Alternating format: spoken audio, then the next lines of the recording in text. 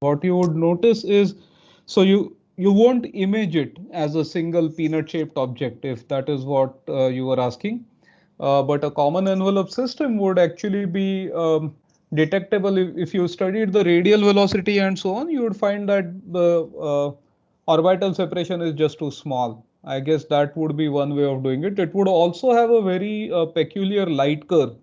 It would show extreme amounts of ellipsoidal modulation in as a function of time. So, because what you would be seeing essentially is that you have a system which is projecting first a large area to you and then a very small area to you as the two stars are orbiting each other. So that would be another signature in a common envelope system. Does that answer your question? Yes, sir. All right. So, how about the assignments? I want a quick show of hands. You can use the reactions here to simply raise your hand if you enjoyed the assignments. Nobody. Wow, that's sad. Okay, a few at least. Hey, that's cheating. The TA is saying that he enjoyed the assignment. Okay, that's good. I'm seeing at least half the people saying that. Not bad. Yeah, you can lower your hands. If you have any questions about the assignments, then I can take maybe broad questions right now, but I see that a lot of people have still not submitted their assignments. So raise your hand if you have not yet submitted the assignment. I see there are more than 20 people who still have to submit.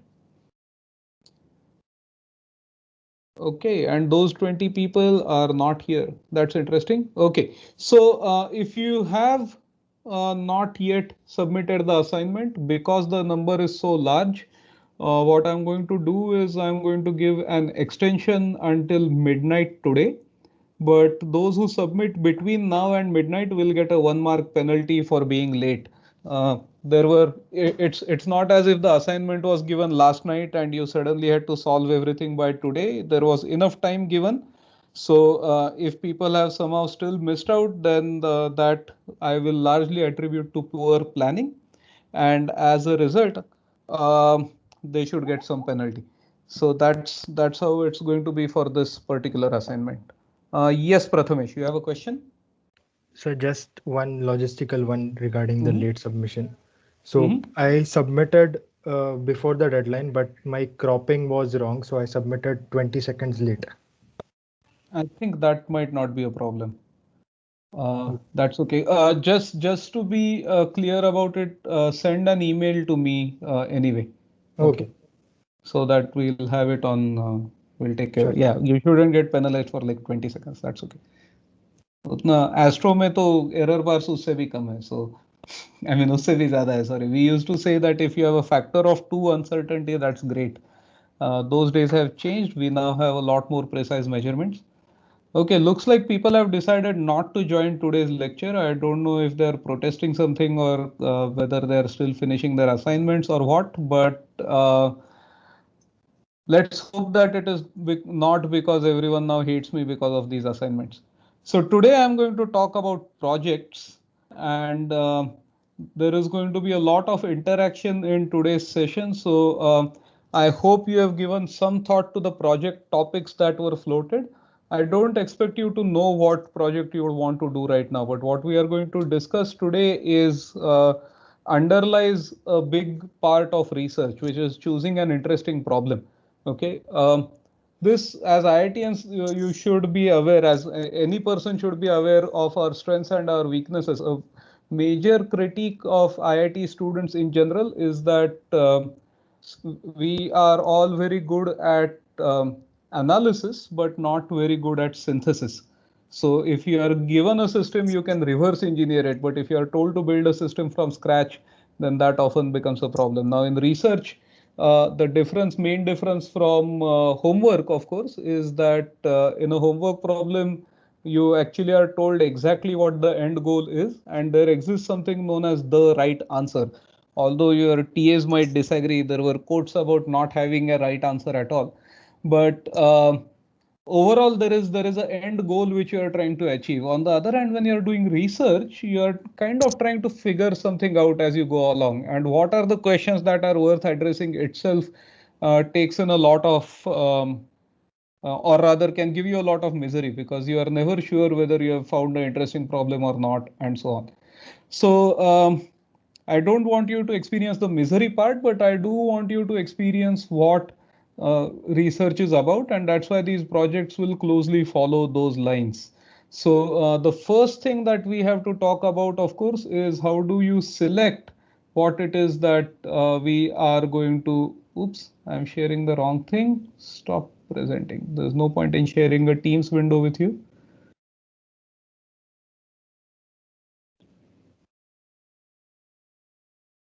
All right. So the first thing that we have to talk about is what to observe. How do you choose what it is that you are going to observe? Okay. And I'd given you a list of topics, but broadly speaking, we have to learn about these object classes. Okay. So I gave you a list of topics. Now, these were meant to be representative. You'll notice that half of them I've already shown you examples from JIT data in previous lectures. But suppose you pick something that you want to study, where do you learn more about them? Okay. So because you have all done an assignment on eclipsing binaries, I'm actually banning eclipsing binaries as a possible project topic. And I will use that topic today to demonstrate what it is that the process of selecting an object class is about. Okay. So I selected eclipsing binaries. How do I decide that I want to study eclipsing binaries? So you start off by, okay, कहीं तो नाम सुना होगा, कुछ तो होगा कि okay, these are interesting things. I've heard of something called blazars. I've heard about something called ellipsoidal modulation. I've heard something called W UMA stars. Whatever it is that you have heard about, what you want to do is you should always start with a web search. Okay, and Wikipedia is often a good enough place to start for this. Okay, so you'll notice that I don't use Google, but we can directly search Wikipedia.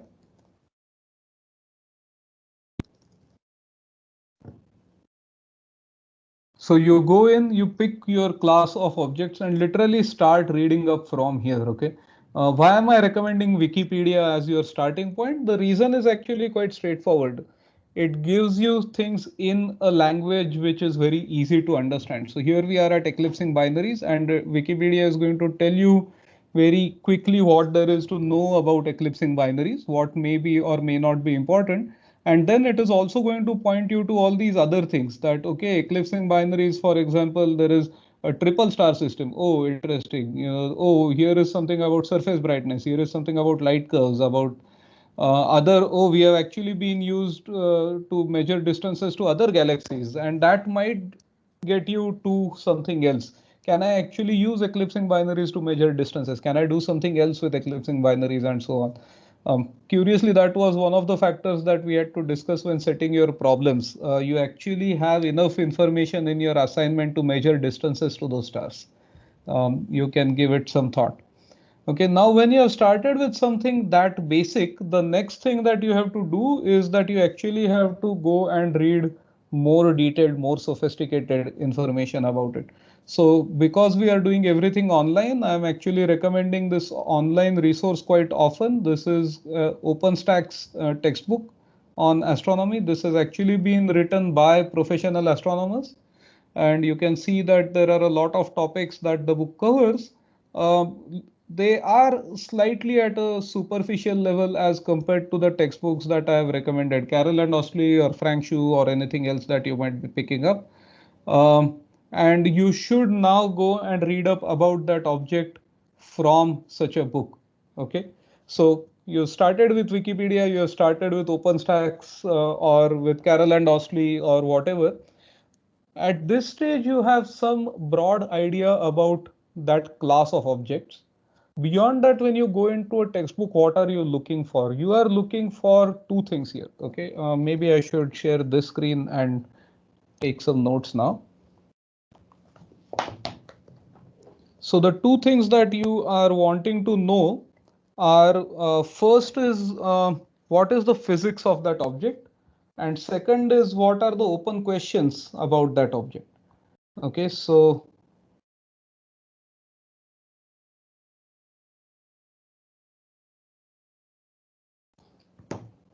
let's get at this. So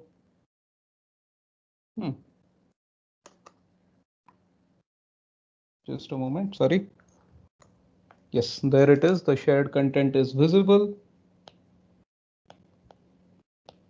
Okay, so when you are talking about what to observe, we went to object class. Okay, so get an overview. That's the first point. Second is understand the physics. And the third point is look for open questions. Okay, now open questions in particular is tricky, and we have to interpret it a bit carefully in context of your projects over here. So let me go to the physics first. When you are taking an example like say eclipsing binaries, the physics is quite obvious, right? If you did photometry of those binaries, then your assignment tells you you can actually measure luminosities, you can measure radii. So you are actually getting to know a lot about stars themselves by studying these objects. In terms of open questions, now if I am writing a observing time proposal for a telescope based on these, they would ask me, okay, so what? Okay, you measured the radii of stars. What is the scientific importance of that? What is the scientific importance of the measurements that you will do? Okay, and that scientific importance is really what drives progress in science, right? Here is why I want to do this. Now, this is closely mirroring a procedure that we follow when we are doing astrophysics research. Okay, so today, for example, is my assignment deadline, so to say. There's a space telescope called NuSTAR, which is a hard X-ray focusing telescope, and observing proposals for NuSTAR are due late tonight. What does that mean? There are hundreds of people around the world who want to point NuSTAR to their favorite object and get data which they can then analyze to understand something about that object. So what we actually do is that we end up writing observing proposals, and I want to show you what those proposals look like. So here we are again.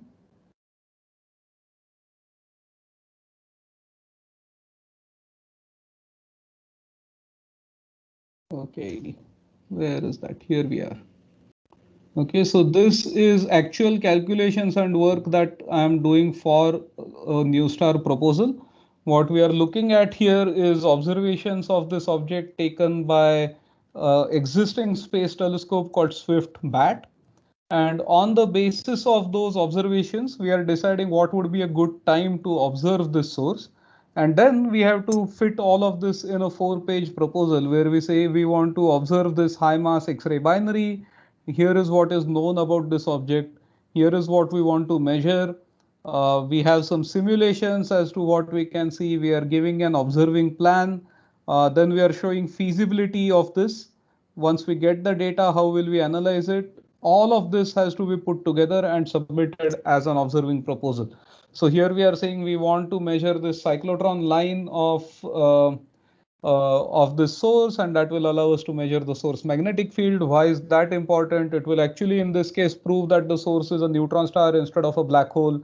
On what grounds am I making that argument? How am I sure that I will actually be able to do this? Okay, so this is the aspect where we are now talking about the physics of the object, and we are now addressing open science questions, saying cyclotron lines are not new. This is not something which will be done for the first time, but a cyclotron line in this source will be new. And this we want to confirm that this thing is a neutron star because of ABC. Now, in your case, when you are doing this as a research project, as a course project instead of a full-fledged research proposal, um, the something new has to be something that you can measure. It need not be something that has never been done before. Okay, so for example, if I were to observe a known eclipsing binary, something like Algol, and if I were to measure system parameters again, that is perfectly acceptable for the course project. But if I gave this as an actual observing proposal to one of the telescopes in the country, they would say that, look, this has been measured 20 years ago, don't waste our time. Okay, so for you, research proposals are not, sorry, what you are doing are not research proposals, these are project proposals. And replicating a result is perfectly fine. If you have something completely new, that is also fine. And then once you have read all the background, if you want to read more advanced information, you go to this thing called ADS. Okay, and as I said, there's going to be a lot of demos today. So ADS is the next one. ADS stands for the Astrophysical Data System. There are two fields. So we've been hearing about big data and so on a lot for the last few years, right? Now, in that sense, astronomers are a bit of a hipster community. We were doing big data before it was cool. Astronomy is one of the fields. Astronomy and bioinformatics actually are fields where data have been accumulated and analyzed really well for quite a long time. As you can see, live demos are always risky. So I'll try to load this and see if at least the basic HTML page works properly.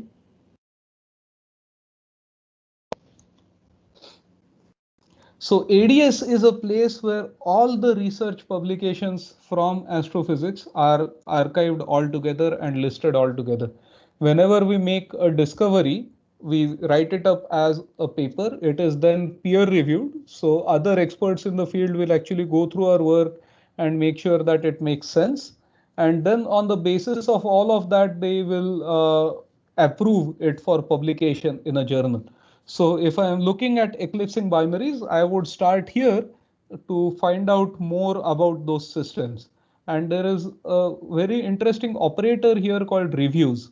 So what I want, okay, here is what it is telling us. It says that it finds articles citing the most relevant papers on the topic being researched.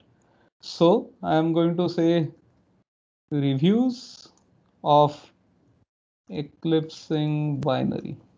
And ADS actually understands astronomy context. Okay, so think of this as a super specialized version of Google Scholar if you want.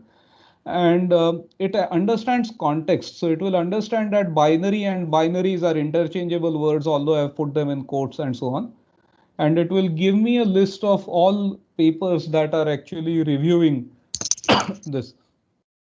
Now you can see that 31,000 results, most of these will be 5 to 10 page long papers. That's a lot of reading material for a simple course project, but we can actually do some tricks. So how do you say that a paper is important? Curiously, a similar idea that became famous with Google is something called PageRank, where if a paper is important, then a lot of people will talk about it. And talking about a paper refers to citations. So if I found a work useful, if I learned something from it, then in my paper I will cite it, right? Just as the references you would put in project reports. So I've sorted it by citations. And then here it is. It is saying that this paper, which has absolutely nothing to do with eclipsing binaries, has the highest number of citations. Note that I don't know what the citations were actually about. But then if I now look at paper number 3, okay, the first two are just very popular papers which may have mentioned eclipsing binary somewhere. But paper number 3 looks interesting. It is talking about the galactic stellar and substellar mass function. So I can go into that and read more about that paper. You click on it, it will show you what these green dots over here means that the paper is freely accessible. So you can almost always find an archive link and that paper will be available for free. And then you can go into the paper and start reading up a bit about it. Okay, there are some other cases. For example, I've suggested project topics like gamma ray bursts and so on.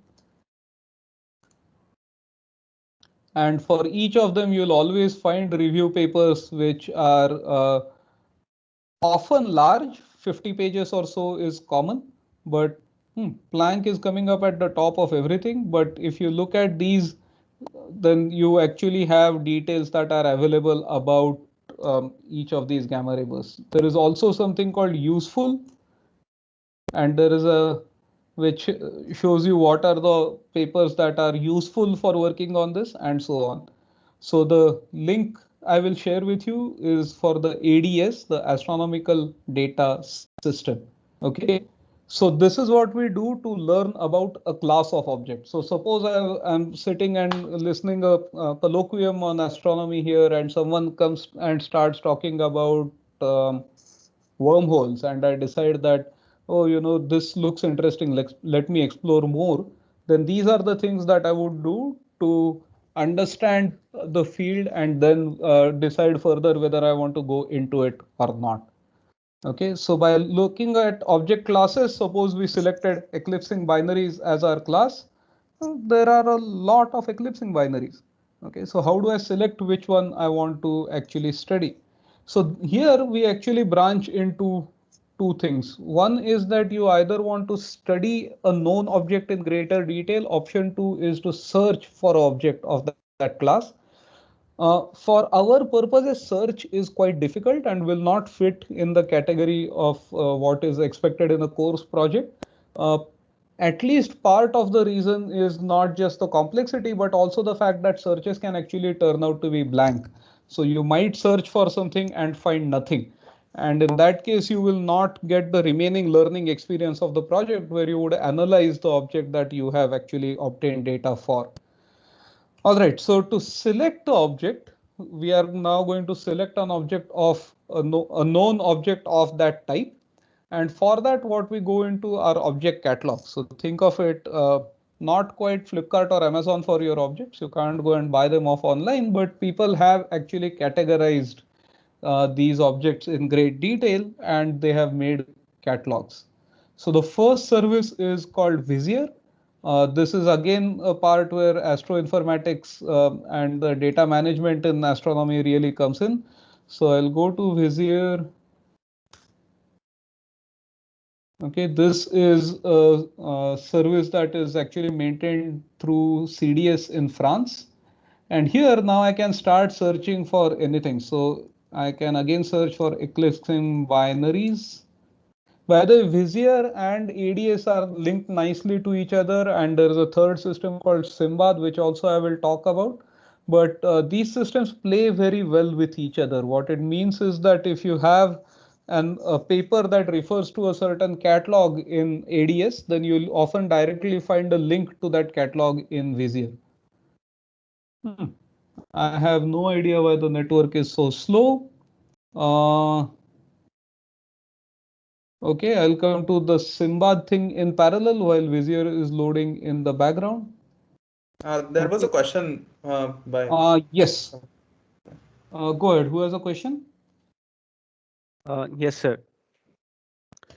Hello. Yes, go ahead. Yes, sir. So so you mentioned open questions and what is the scientific importance of the measurements. So with respect to a course project, then what would classify as an open question? So as I said here, the open question need not necessarily mean something that is brand new and has not been measured. To give you the example of eclipsing binaries, your assignment would classify as an open question. I have a eclipsing binary system which is named ABC, and I want to measure the radii and the masses or radii and luminosities and temperatures of those stars. Is a completely valid open question. Does that answer your question? Yes, sir. Okay, so meanwhile, I'm trying on a second device as well, and this still refuses to load. So I will switch back and try to go to Simbad instead, where I actually have some pages that are already loaded. Oh, I've stopped sharing my screen. Sorry about that. So ADS, if it worked, would have actually given you a full link of full list of catalogs on a certain object. Sorry, Vizier. Let me see if I can directly go to some catalog. So let's say this one. Even if the search is not working, yeah, the rest of it does seem to be working. Okay, so I had searched previously for a catalog called Glade, where I know that Glade is actually a galaxy catalog. It's a galaxy list for the advanced detector era. So ideally, I would have wanted this to work. Let's try doing that search again and see if something changes. But if you search for catalogs, you will come up with a list of catalogs, and I've clicked on one of them. Note that there are useful links like catalogs similar to this. This is a reference to ADS. So if I click on this, then it will actually take me to the paper about that catalog. And because I've selected the classic ADS, it refuses to load that. And then there are a lot of parameters about the catalog. So it is telling me something called the array and declination, which we will talk about in a bit. It is telling me the distance to this galaxy, magnitudes, and a bunch of other parameters. Magnitudes in B band is mentioned here. Then there is I band magnitude. Then we also have infrared magnitudes, J, H, and K, and things like that. Okay, so what you can do is you can search a full catalog in Vizier based on whatever constraints that you may have to find objects that are potentially of interest to you. Now, what often happens is that you will end up finding a larger set of objects that is of interest than you can possibly study. For example, if you were to go through with the search for eclipsing binaries, then it is completely plausible that you would actually come across with a list of hundreds to even thousands of binaries. And which one of them do you want to study? So then you look at feasibility, which we are going to cover. Is this something that can actually be addressed with your telescope? And beyond that, you could just pick any of them. So if everything else is same, for example, if I keep like 5 identical pizzas in front of you and tell you to pick one, you can pick any one of them. It really doesn't matter which one you pick. Okay, so Vizier is the resource to go to for things like this. Let's try one last time if their classic form is working at least. And let's search for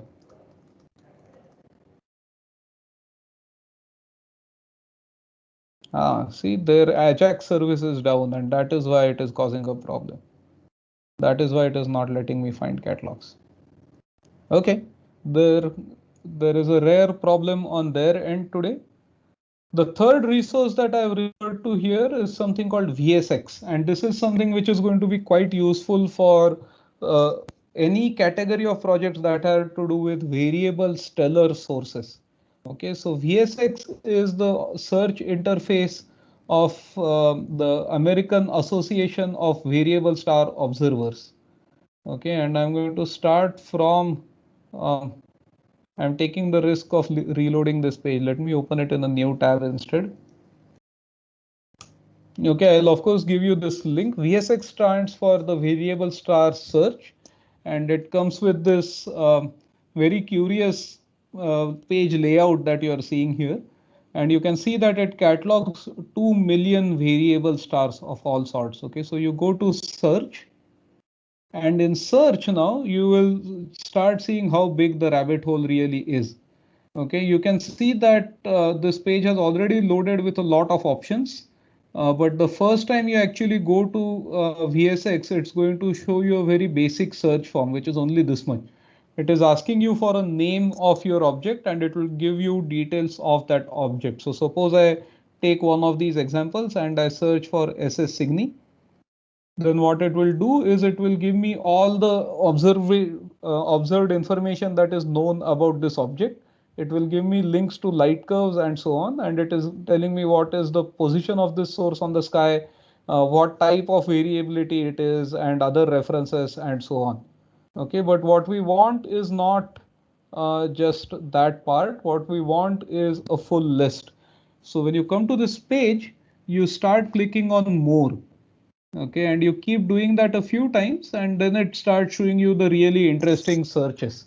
So it is telling you that you can now search for an object which has a period between X days and Y days. It has to be brightness range has to be between this and this.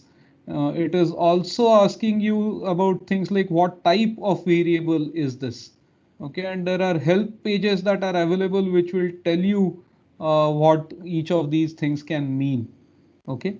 And I will quite strongly recommend playing around with these resources on the AVSO website. So there is something called the GCVS, the General Catalog of Variable Stars, and GCVS actually categorizes objects into various types based on their variability, and it will also tell you information about these classes. So whether it is eclipsing binary, whether it is causing ellipsoidal modulation, whether it is a X-ray binary.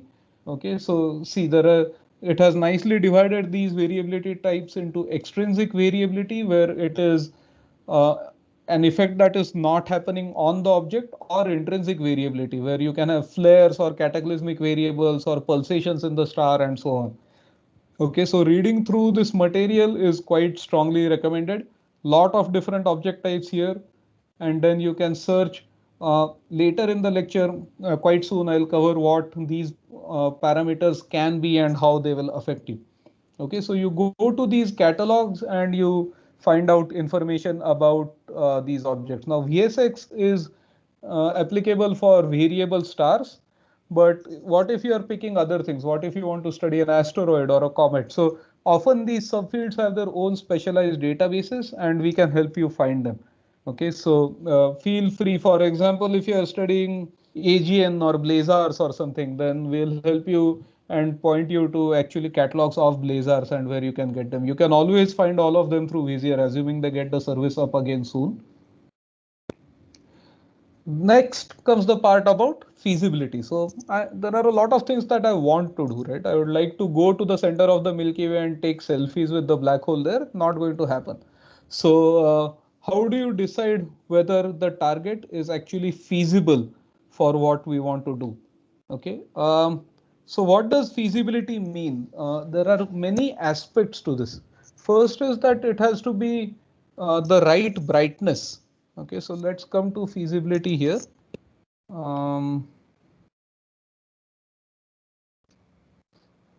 Okay, so the object actually has to be the right brightness for you to be able to observe it.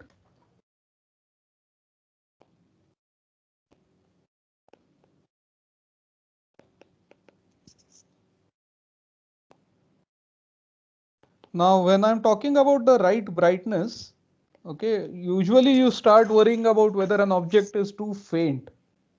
But it's not just too faint, which is a problem. If you were to tell me to point the Growth India telescope to the sun, you are actually going to end up frying some hardware, literally melting things. You are looking at a 70 centimeter large mirror that is collecting that light. Okay, but even if you are not doing physical damage to a telescope in the process, an object which is too bright can actually saturate your CCD. We have not covered CCDs, but you can imagine that just as if you look at the sun with your eyes, you actually get spots in your eyes for a little bit, and it is too bright for you to notice anything useful. Something similar happens with our hardware as well. So if it is saturated, if it is too bright, then that data is not useful to you. On the other hand, if it is too faint, then again there is obviously going to be a problem. You might not see it, or you will get low SNR. Okay, SNR stands for signal to noise ratio. How significant your measurement is, how strongly it is above noise, how well can you distinguish it from noise. And if it is not in the right brightness range, then that is just going to fail. Okay, so you have to choose the right brightness range. For your projects, for GIT, you should choose between 12 to 18th magnitude in whatever filter that you are wanting to study it. We use, I would suggest the G, R and I filters. G and R are the best. Okay, so try to do your measurements in R band if you can. Otherwise, you can ask for G and I as well. So this is one part of it.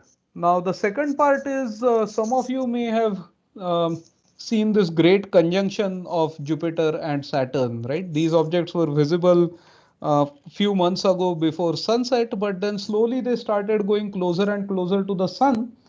And now they're too close to the sun to be seen. They're actually behind the sun as seen from Earth right now. So if I wanted to observe Jupiter and Saturn in October, great, I could have pointed a telescope to them and taken images. But if you come to me today saying I want to study the characteristics of Jupiter's moons, it is just too close to the sun. We can't point the telescope there. So the next aspect of feasibility is visibility. Okay, now to see if something is visible or not, you first need to know where it is on the sky. And for that, we use the coordinates of the object. And they're referred to as alpha and delta, or the RA and dec. RA stands for right ascension, and dec stands for declination. Okay, in short, you can think of these as longitude and latitude on the sky. Okay, so you can imagine the sky to be a sphere. This is referred to as the celestial sphere. And then all the objects are actually present on this sphere.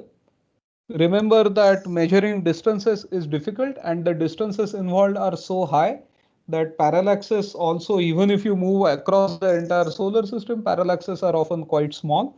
So now, while giving coordinates, you will usually want to specify them in a spherical coordinate system. And spherical coordinates would mean there is r, theta, and phi. Okay, so the two coordinates that we actually use, we actually first fix the axis of the sphere, and this is aligned with the Earth's rotation axis.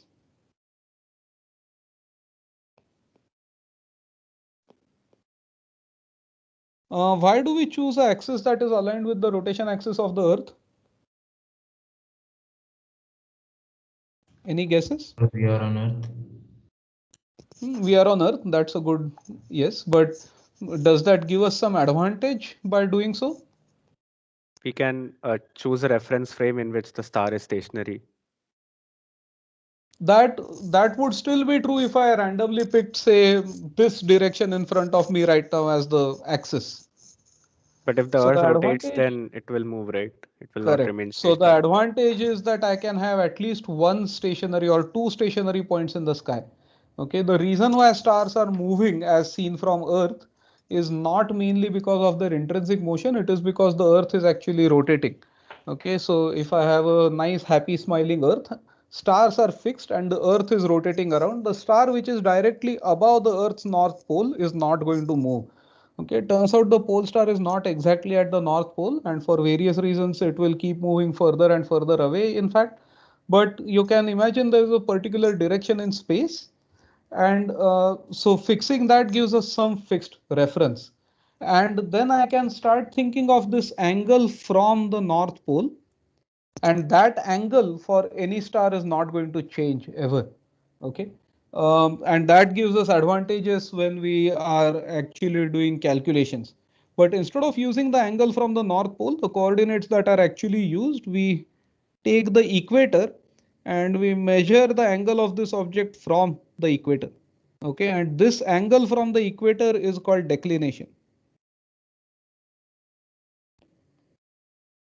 Okay, somebody is messaging me in the background. This somehow keeps happening every time, doesn't it? Okay, so this angle from the equator is called the declination. Now that is broadly equivalent to latitude.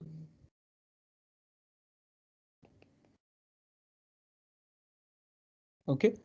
Um, the other thing which we have to fix is longitude. Now, even on Earth, latitude is quite obvious, right? You have poles, you have the equator, angle from the equator. Nobody is going to ask you why this was the definition. It kind of asserts itself. Longitude is more ambiguous. Why is the zero longitude fixed wherever it is? Why is it that Greenwich is longitude zero? And the real answer for that was that the British ruled most of the world when they decided to standardize this. And until then, each country used to try and use its own reference point. The physics or mathematics part of this is that when I'm looking at a sphere which is, say, rotating like this, okay, or like this, let's keep the smile straight. So if I have a sphere which is rotating like this, angle from the poles is a uniquely defined angle. But along this direction, I have to choose a 0 point quite arbitrarily. Okay, so for the sky, this 0 point which was picked is called the first point of Aries, which has nothing to do anymore with the actual zodiac constellations, but is a specific reference point. Uh, we will again talk more about this point in future lectures when we are covering coordinate systems. But this point has been defined to be equal to 0, right ascension. And then we measure the distance from this as the other angle. Okay, now I've chosen it badly, but for two of the stars here, I would actually have to go all the way around the globe, and then I would measure this angle. So this angle is called the right ascension.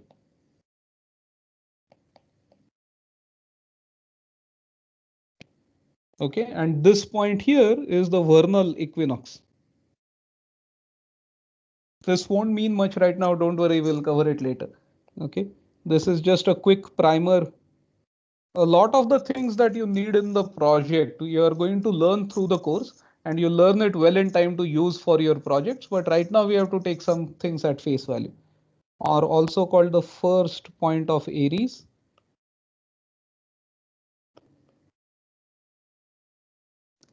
Which has no longer got any relation with Aries, which also we will talk about. Okay, so these two are the coordinates of an object in the sky.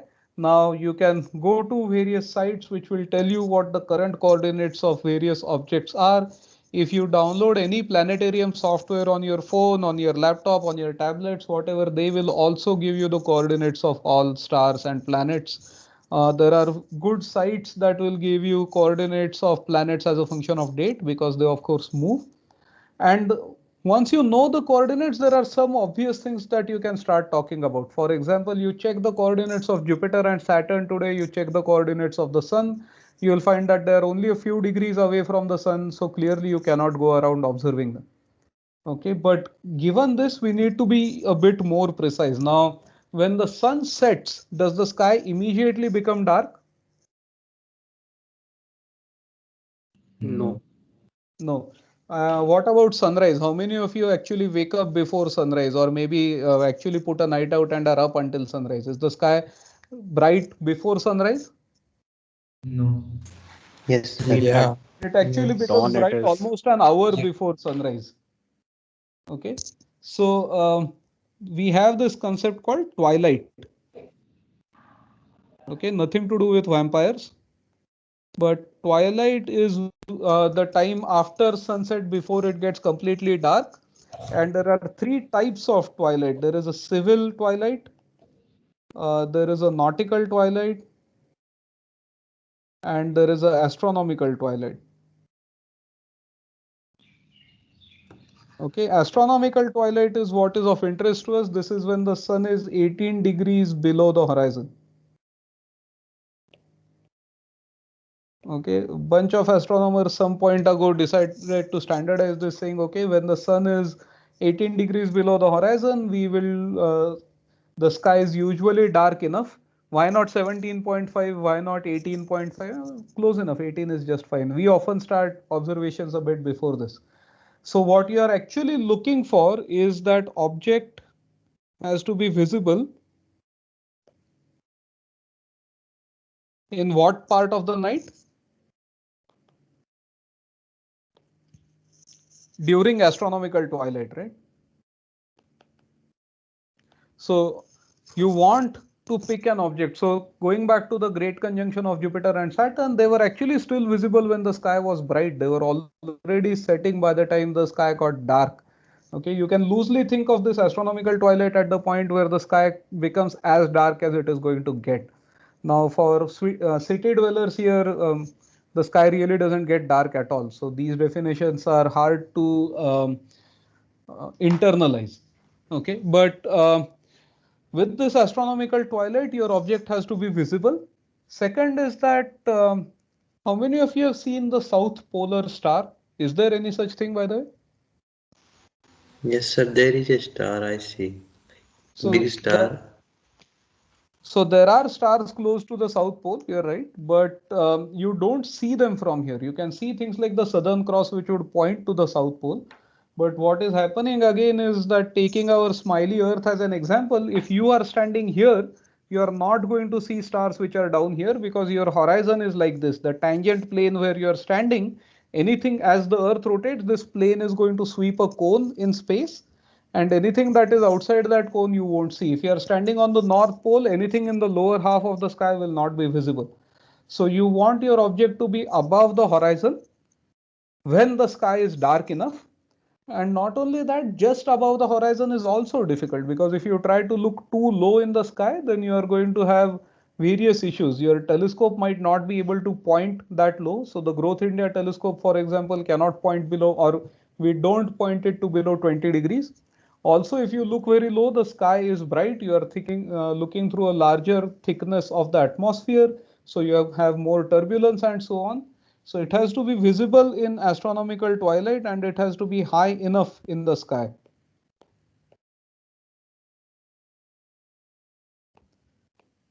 Okay. So these are the requirements that your object has to satisfy. Now for GIT, high enough means altitude greater than 20 degrees. Altitude is just the angle above the horizon. Okay. Now that all of this seems to be adding up to quite a mouthful, right? I have to now figure out how to calculate all of this for any object that I am interested in. How would I do that? So again, there are tools that are available that will let us do this. So let's get back to this. So for feasibility, first thing is you have to look at the brightness ranges, then you have to look at coordinates and visibility. I'll show you this, and then I'll come to the third point about periods and time scales. Okay, so the tool that we are going to use for visibility calculations is this one. So this is a resource that has been put together by some observatory. Okay, this is the Isaac Newton group of telescopes, and they have put together a nice page which gives you a bunch of things that you can calculate. You need to know the coordinates of our telescope. I use this often enough, so they are all saved here. We will share these with you. So this is longitude is 79 degrees east and latitude is 32 degrees, 32.8 degrees north. We are at an altitude of 4,500 meters above sea level, and this is our time zone with respect to UT. Now, whatever object I have picked, I have to put in the coordinates of my object here. Okay, so let me show you the object which we were studying with NuStar, which is 4U 1700.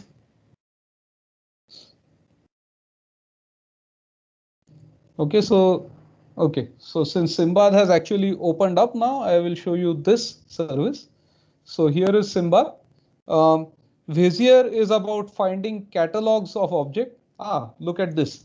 When I finally waited for it long enough. Okay, so this is a detour. So let me go back and recap. Before feasibility, we were talking about object catalogs. I told you that there is something called Vizier, which is a list of all catalogs. I showed you the Glade catalog as a demonstration, and our search had stalled. Then I demonstrated VSX, but I did not come back to Simbad. So now I'm going to come back to it. We had searched for eclipsing binaries, and it has now given me a list of 17,000 catalogs, out of which it has shown me the top 100. This should not be surprising if you have ever looked at how many results your favorite search engine actually gives you when you search. There are always a lot of things. And from these catalogs, now you can go ahead and find out whatever catalog that you are interested in. So here is, for example, a list of exoplanet transits. Here is Kepler objects of interest, detached eclipsing binaries from the Catalina Sky Survey. Some of these things I know immediately what those acronyms mean. You might not. You might have to spend a little more time in figuring out what it is. Okay, but here is a list of binaries. They have tried to calculate the age and the masses of these binaries and their coordinates. So let us actually search this catalog. So I will say there are preferences given on the left here. I want the output as an HTML, and I want to see only 50 results. And I will simply say submit to see what this catalog has for us. So here we have it. We have the coordinates of these objects. The right ascension and declination, instead of being mentioned in decimal degrees, here is mentioned in hours, minutes, and seconds. We have talked about this before, but you can ignore it. Here is the right ascension and declination in decimal degrees. It says that this is a eclipsing binary with this name. This is the orbital period and it consists of two components. One is 0.9 solar masses and the other is 0.8 solar masses. And the system is probably 1.2 billion years old. So now if I want to find out more about this system, I'm going to click on this and it says that this is a Simbad name over here. So let's click on this and it will take me to a Simbad page on this object. Okay, so Simbad is this other part of the service and you can search by name, you can search by coordinates, by various criteria and so on. There are things called table access protocol, which allows you to directly programmatically do this, which is how our backend analysis for the Growth India telescope functions. But if you had gone here to the search by identifier and given the name of that CRTS object, which is the first name from this list, suppose I copy pasted it, it would bring me to this page. And it is telling me that this is an eclipsing binary. Here are the coordinates and any other information that I know. Also, it is saying that this was referred to in 3 papers between 1850 and 2021. If I tell it to display those papers, then here are all the research papers published about this object. Okay. This sounds rather sparse, right? I could have stuck in all of this information on the same page, but let's go to some object which has been studied a lot more. Okay, so this is a high mass X-ray binary that I'm working on for that NuStar proposal, the text of which I just showed you. Now we are talking about a lot more details here. It is telling me the spectral type of this object. It's a O6 is the spectral type, 1A is the luminosity class. So it's a O6 1A blue supergiant. You can see it in the image here. It is telling me its coordinates. It is telling me the parallax. It is telling me brightness in many bands. Plus various surveys that have studied this object have given their own names to it depending on when and how it was detected. So this has 55 aliases. This is because a lot of these names are often automatically assigned and then you figure out whether they're the same object or not. There are 764 scientific papers published about this, plus whatever measurements and so on are available. Okay, so this you can think of it as the complete kundali of this object. Okay, anything and everything that you want to know that is cataloged in any credible source will be actually listed here. All right, so now let us take both of these objects and Sir, let us I have a see. Yes, go ahead. It may be a bit off topic, but what is the FCP in the spectral type? More subtle classifications within the spectral types, which we didn't go into. Okay. The other answer to your question is that all of those subtypes are actually listed on Wikipedia. Okay. Yeah. Okay. So let us take these two objects. Okay, first is the CRTS binary that we searched on Vizier for a catalog of binaries. We found that there is one catalog which is called a catalog of eclipsing binaries. It had many objects in it. We randomly picked the first one. The brightness is good. The V band magnitude is 17.2. So that checks off our first feasibility mark. It is between the 12 and 18 range. I had asked for G, R or I magnitudes. V sits somewhere in between. So that is fine. Now let us see if it is actually going to be visible. This one is too bright. This is 6th magnitude. It will saturate our telescope, but to demonstrate the visibility, I'm going to use these coordinates as well. Note that there are many different types of coordinates here. There is something called ICRS, something called FK4, something called galactic. What we are interested in is the ICRS coordinates of the object. Okay. Other types, again, I will explain in a later lecture.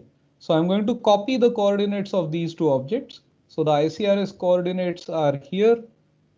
Okay, so it says that you can give a name followed by decimal coordinates here. So I'm going to call it a binary and I'll paste this. This is one thing to note.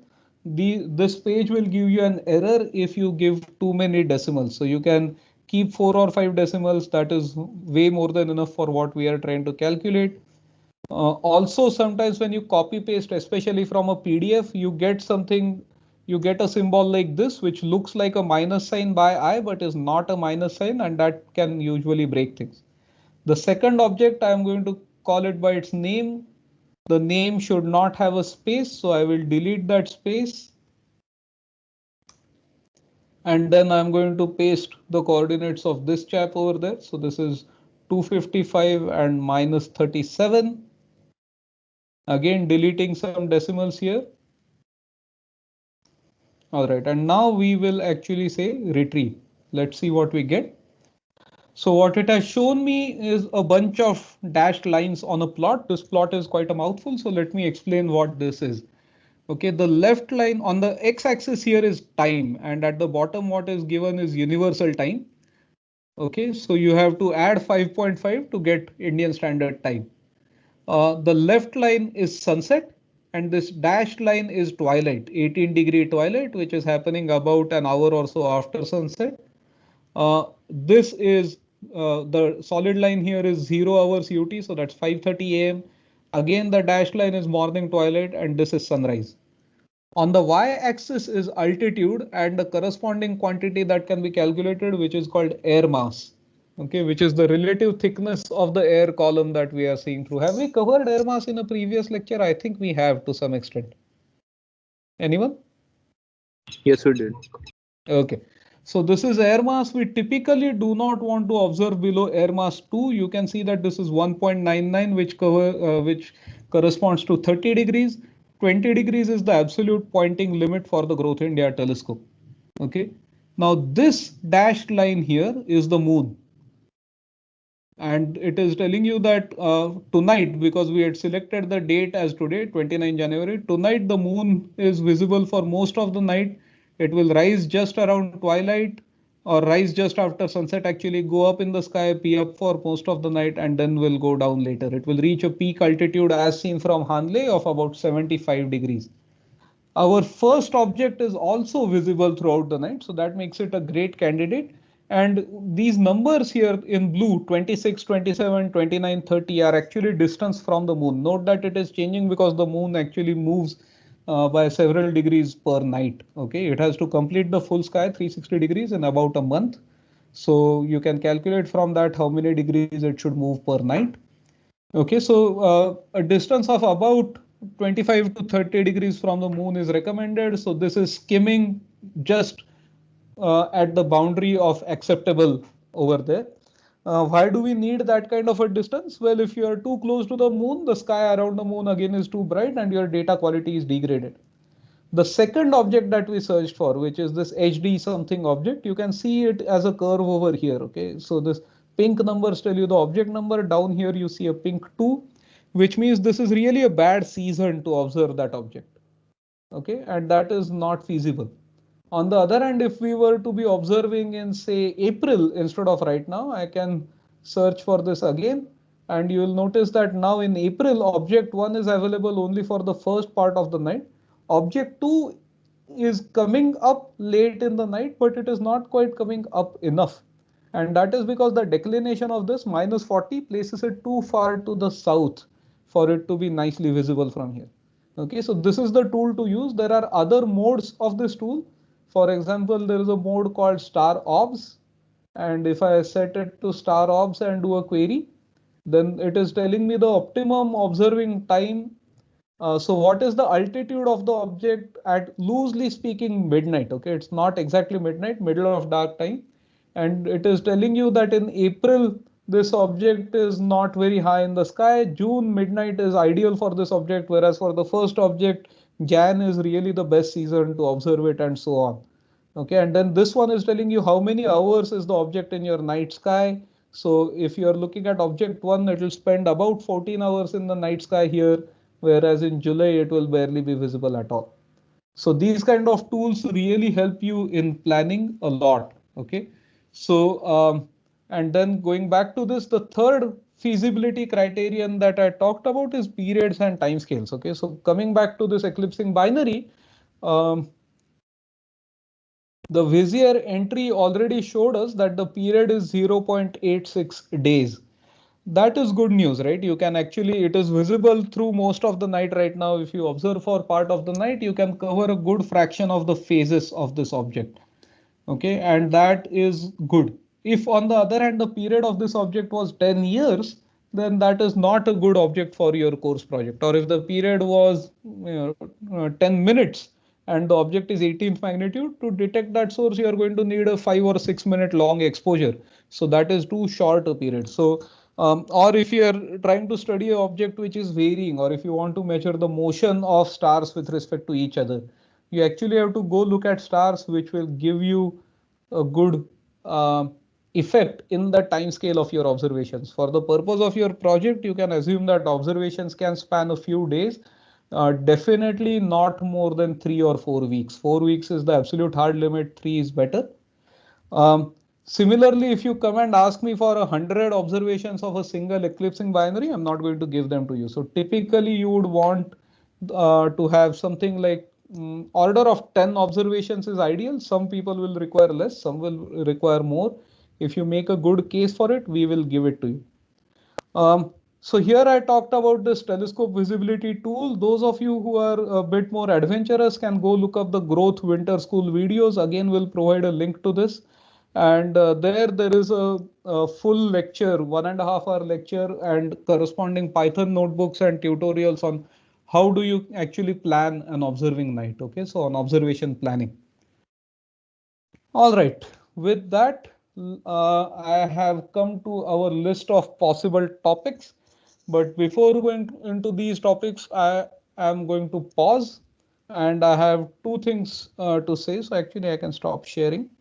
Okay, so the first thing is that for your projects now, I want you people to undertake your first assignment. Okay, and the first assignment is to finalize what class of objects you are going to study. And based on that, so for example, let's for the sake of discussion, let's say that Gaurav, Vedant and Harsh are an observing group. And suppose they together decided that they want to study eclipsing binaries.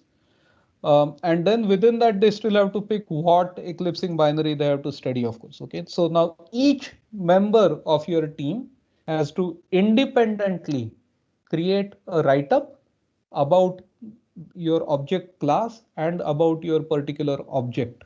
Okay, so for example, if we are talking about eclipsing binaries, then Gaurav will write up something which says what are eclipsing binaries, uh, why do we care about them, what kind of physics can we learn from observing them, physics, astrophysics, whatever. Then you pick one object as a feasible object. You do a little bit of a literature survey on it. You see what has been studied. You look up that object by name on Simbad. Try to, there may often be a lot of material on some objects, and I don't expect you to do full research and understand all of them. But I do want you to get a flavor of what it would be like if you were actually writing a research proposal. Remember, whether you're going to become a professional astronomer or not, in whatever career you are, whether it is science or not, you'll often have to do very similar activities. And a bulk of your learning right now is learning how to learn. Okay, so do go through this activity seriously. So you might actually first bounce among, as a group, you might bounce among a few categories themselves. So maybe Gaurav says we'll do eclipsing binaries, Vedant says let's study a comet, Harsh will say we'll study gamma ray bursts, and then you have a discussion among yourselves, but as a group converge on what object. So let's assume that eclipsing binaries is it. Then the three members of the group have to pick three different objects which match our feasibility criteria. Okay, right brightness range, right kind of time scales, and then you have to write a bit about that particular object. So if Gaurav picked the CRTS binary, then he has to say that okay, this is a system. Here are the properties that are known. Here is what kind of observations I would like to have. Then maybe let's see if that paper actually gives you eclipse times, and let's see when the eclipses are going to happen. How long would the eclipse last? How many observations would I need to take to do the kind of measurements I want? Okay. Um, And then all of you have to write individual reports and submit them. The deadline is 9th of February, so 10 days from now. I will post the deadlines and everything again. The reports have to be about 3 pages, including figures and references. Okay, 3 pages is a rough page limit. You can be shorter or longer. If you make it too short, you risk losing marks. This assignment is worth 10 marks. We will run this through a plagiarism checker. So you have to write in your own words. So I've said quite a lot, so I'm going to spell it out again to make sure there is no confusion. First, whether you are crediting or auditing the course, this is a must.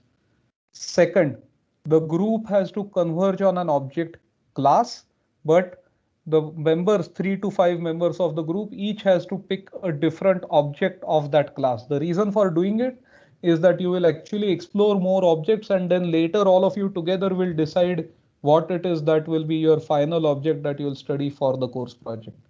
Okay, so the second point was that you choose your object as a class, but you choose, you choose object class as a group, but you choose objects individually.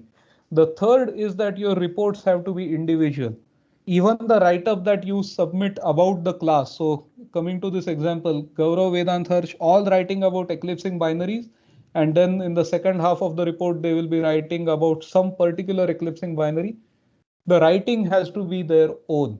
They, even if it is about eclipsing binaries as a whole, write in your own words. Your understanding is what I'm interested in, not your teammates' understanding. Okay. And these reports will be due again, same timeline before the lecture on 9th. I've given you 2 weekends in between so that you can relax and come back and work on it during weekdays or whatever you want to do. So there is enough time.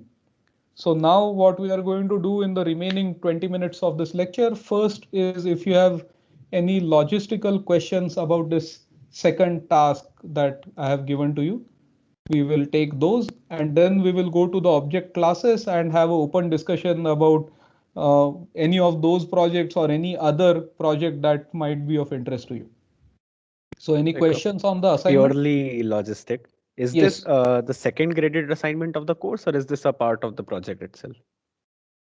This is a part of the project. You will have a separate second graded assignment after midsem that will have nothing to do with the project. So the 40 marks of the project, this is worth 10 of those marks. Okay, so this write-up that you will submit in 10 days from now is worth 10% of your final grade. So the same weight as assignment 1, and assignment 2 will be after midsem.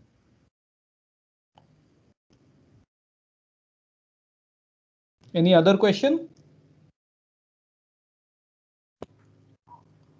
Okay, so let's yes. Yes, Akash. Yeah, the format, I mean, I guess we'll have some hardline format about that.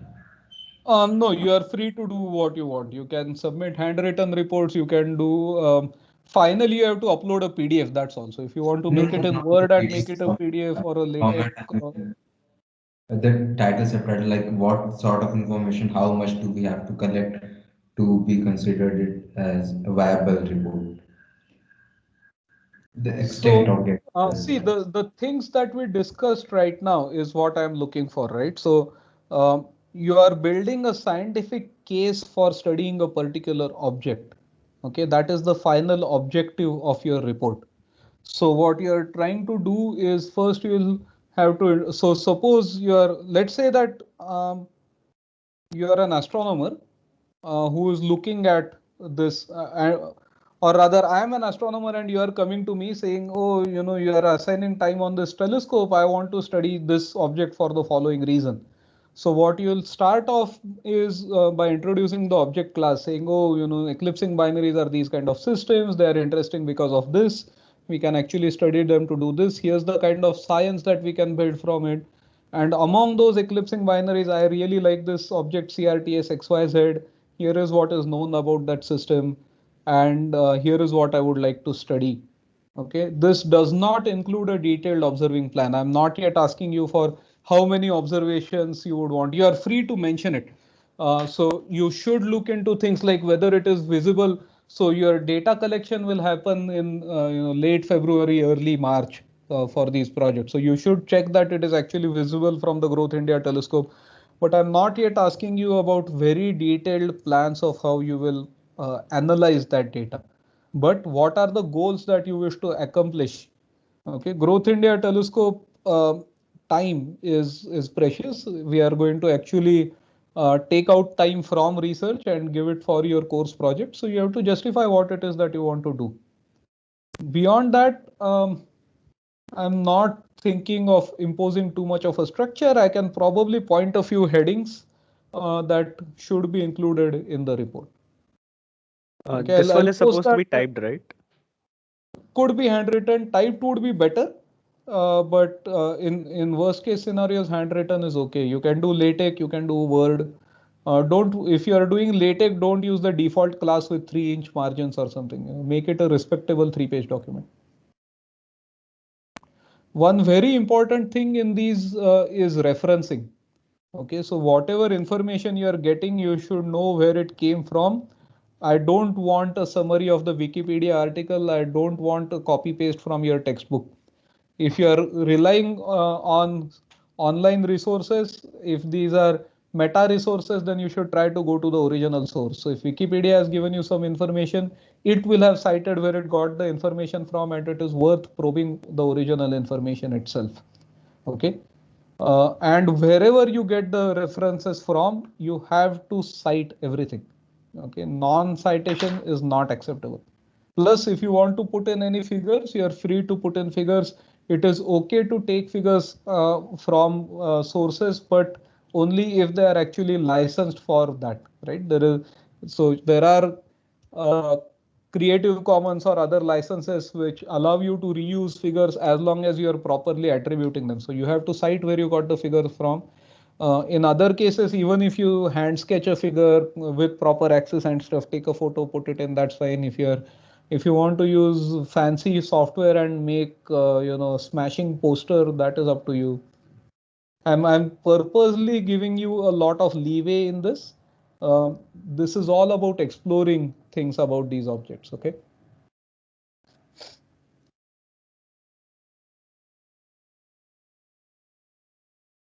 More questions? Okay, so before I put up that project list on the screen again, does anyone have any idea of something from outside the list that you think would be interesting to do with the telescope? Note that it does not necessarily mean that has to become your project, but I have listed out a few topics there. Anything else that you can think of? So supernova. Okay, so supernovae is an interesting idea. What would you want to do with a supernova? So like in the very first class, you showed the supernova SN something HNA, and like, so we are not exactly sure whether it's a core collapse supernova or a type 1 supernova. So if such a supernova has been detected, okay, then one can try to like analyze the light curve, see what's the how is it falling, and whether it's close to a. So I'm sure people would have worked, like for example, type 1 supernova would have such a light curve, and type 2 supernova would have such a light curve. Correct. So is our supernova in between that, or is it closer to Correct. type 1? Is it closer to type 2? We can point out the telescope and see if there is a remnant left there or not. Okay. Okay, so good. This is a very nice example of a project. Now let's discuss pros and cons of this. Pros is that the goal was quite clearly defined, and this is what your report has to be about, right? So what are supernovae? What are the types of supernovae? How do their light curves differ? How can you distinguish between them? Then there are things like the transient name server, which is an example of those specialized catalogs that I talked about, which will give you a list of supernovae which have been discovered recently. And then you can go and take a light curve and then clearly define goals. We will be able to differentiate between types. We may be able to find the remnant and so on. Okay, so very clearly defined goals for the project. This is what needs to come in that report. Okay, now there are two disadvantages to this particular project. The first is that a supernova remnant is often a neutron star or a black hole if it exists, and it won't be seen with a telescope. So this part would fail the feasibility test. The second problem is that a supernova typically evolves over a time scale of more than a month. So it is a bit too long. You could manage to squeeze it in, or in such a case, you can request that if there is a supernova that is already being monitored by GIT, you would want to have access to some data that has already been taken plus some data for your project. In such a case, we would consider it to see if that is feasible or not. Okay. So this would be a borderline project. It can be made feasible if there are some observations which are already going on, and then our collaborators have to agree to share that data because they are taking that data for doing their own research. Okay, so yes, but overall a good example. Similar things can also be said about novae and flare stars or transients, broadly speaking. You have to be careful though, because you have to find a transient in the right time frame. If there is no bright nova in February, then your project should not get ditched by that. Now, can it so happen that there is no nova brighter than 18th magnitude? It is part of your homework.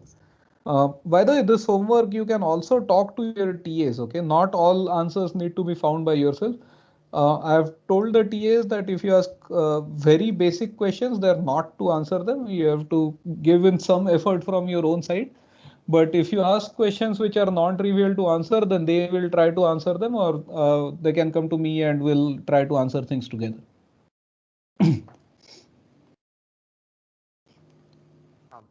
Hello, excuse me, sir. Yes, hi. Yeah, so I was looking at the project topics, and are nebulae not like I was wondering why nebulae are not included. I mean, can you not Nebulae observe? are not not included primarily because I don't work on them, and this was my list of examples. But sure, nebula is also fine.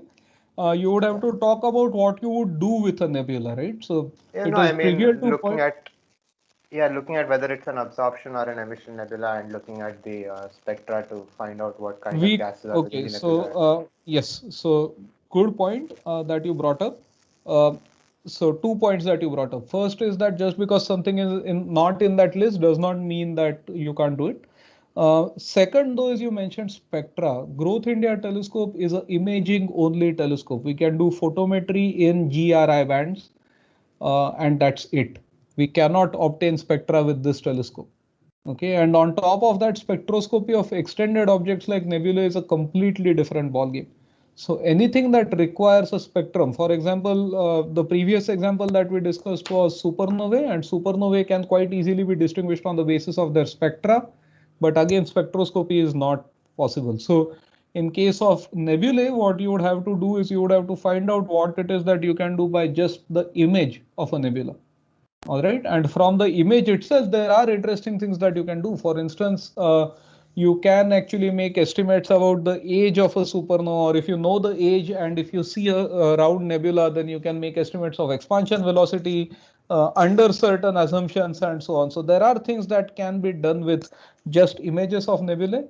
But for example, you would not if you are talking about seeing what kind of emission lines are present there, that becomes a lot trickier because you are integrating. So if you look at a spectrum, those lines are at specific wavelengths, but remember filters are much broader and you are integrating over a large range of wavelengths in order to get any data. So you have to look into those aspects carefully before deciding whether that can be done or not.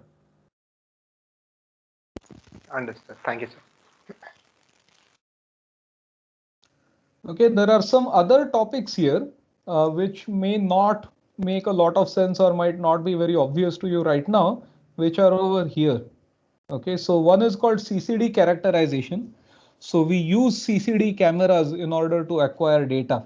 And those cameras have their own properties. They have their own readout noise, they have their own gain. You have to figure out if you have a 100 by 100 pixel image, how much area is it on the sky? What is the size of every pixel? What is the faintest that you could be able to see with the telescope or with that camera? So understanding those properties of CCDs itself could be a project.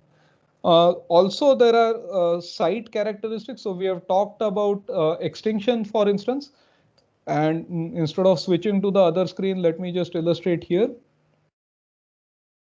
So for simplicity, let us assume that we have a plane parallel atmosphere. Observer is standing here. If the star is overhead, then light is passing through this much distance in the atmosphere, whereas the same star much later, light is now passing through a thicker column of air. Air itself is scattering and absorbing the light as it is coming through. So as you look lower and lower in the atmosphere, you are going to get more and more extinction from the atmosphere. And that will actually make the star appear fainter and fainter. And you can actually characterize that. So here's an example. Um, this is one object where they have actually measured this as a function of air mass. So this axis is magnitude and this axis is air mass, and you can see that it's actually a straight line, and the slope of that line actually tells you properties about the atmosphere itself. So something like that could also be a project. And then you could take it a step further and you could look at the efficiency of the telescope itself. Now, someone had asked this question in one of the very early lectures, saying that when I showed the filter light curves, why are some of them not going all the way to 1 in terms of efficiency? And I told you that the telescope efficiency itself is folded in. So what you could do is you could take a couple of standard stars, see what their expected number of photons per square centimeter per second should be. This sounds very fancy, but is not. It's quite straightforward. And then you take actual data with GIT and you see how many photons you actually get and what is the efficiency of the telescope, and you could go and calculate that.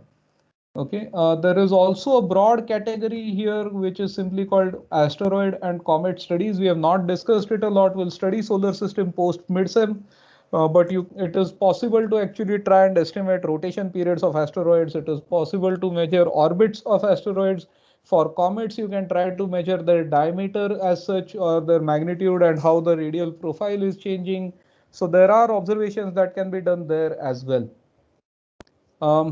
Anything else that you have thought about these projects? Anything that struck you as interesting or boring? Sir, like I have a question related to these transient events like gamma ray burst or supernovae. So you don't know when they are going to go off. Correct. Right. So suppose like we decide to study a gamma ray burst, but then how will we know ki like ऐसा gamma ray burst होगा कि नहीं, or like when will it? Correct. So again, a good question. The same problem persists when I am actually writing a telescope proposal myself also. Okay. And for these, we have something called a target of opportunity proposal, which says that, okay, next time there is a gamma ray burst, I want to try and observe it. To do something like that, again, your time scale and periods factor comes in. Typically, there is one gamma ray burst per day. Okay. Now, typically our nighttime observing fraction is 1/3 of the day, and then about 1/3 of the sky is visible. We see. Okay, so these are all factors that we now need to add up. So let me share screen and put these in. So you have to guess what are the odds of you actually seeing a GRB. Okay, so let's say we are talking about a gamma ray burst.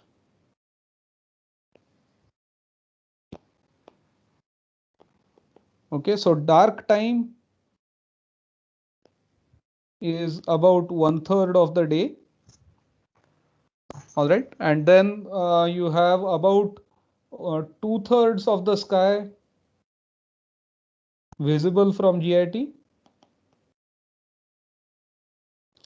This is all over the year, but part of that sky is not currently visible. So not only does it have to be dark time, the object has to be in the part of the sky that is visible in the dark time. So about half of that on any given night. So putting all of this together, you are looking at about 1/9 of the events might actually be in the sky for interest to you. Okay, and the event rate is about 1 event per day, meaning that you will get about 1 event per 9 days. Okay, this is all well and good as far as the rates are concerned. If you look for 9 days, then on an average, you remember these are small number statistics. Sometimes you might get 2 events in 9 days, sometimes you might get 0. Plus there are problems with cloudy nights and other issues that might come up. Then on top of that, not every GRB actually is visible in optical. Okay, so now you have to multiply this by fraction that is visible in optical. So you'll have to look that up. And all of that put together, I think roughly speaking, it finally boils down to getting about 1 to 2 GRBs a month. Harsh, can you comment on this? What is the typical afterglow detection rate that we have with GIT? Typically 1 per month. Typically 1 per month. Okay. So now this is the kind of calculation that you need to put together to decide whether a transient is a fair bet or not. Supernovae, for example, you can look up how many supernovae are discovered per year, but then odds are much better there because a supernova actually stays active for 1 to 2 months, as opposed to a GRB, which is pretty much invisible after the first day itself. Okay, so if you are proposing for transients, then you have to calculate the effective rate, the effective visible rate that, and from that you have to put in the probability that your project will be successful. You don't want that probability to be 20%. By the way, in all of this, there is one thing that I should add. We have the last 2 minutes left here.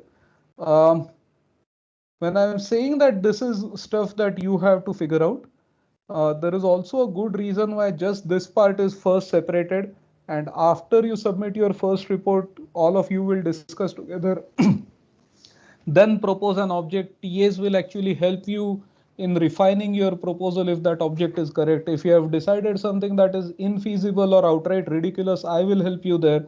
So we want you to stumble around. We don't want you to fall off a cliff. Okay, stumbling around and trying to figure things out by yourself is a very important part of learning. But don't worry, we will not approve infeasible projects. We will help you to either tweak them such that they become feasible, or we will suggest similar projects which will actually be feasible with the amount of effort and time and resources that we have at our disposal. Okay, so while it might seem that I'm just leaving you in the dark with all of this, don't worry, we have your back. We'll make sure that you get to do all of this and you get to learn from it. All right, that brings us to the last minute. Any questions before we close?